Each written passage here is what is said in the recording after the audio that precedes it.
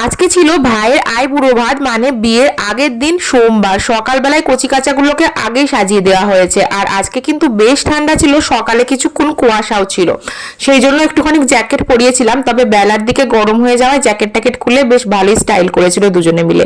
আর এদিকে মাকে শাড়ি ড্র্যাপ করে দেওয়া হয়ে গেছে। আমরা যে মেকআপ আর্টিস্টকে বলেছিলাম প্রায় আইবুড়ো ভাত থেকে রোজই বলা হয়েছে।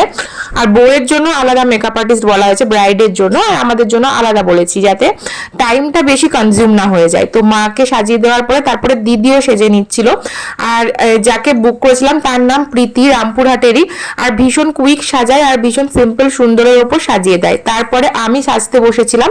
আমি আজকে এই বটল গ্রিন কালারের বোমকার শাড়িটাই পরবো ভেবেছিলাম। আর চুলটাকে খুলে রাখবো, হালকা কার্ল করে, আর সামনেটা একটু পাফ করে দেবো। আমার রাউন্ড মুখ বলে এরকম হেয়ার স্টাইলই আমার ভালো লাগে।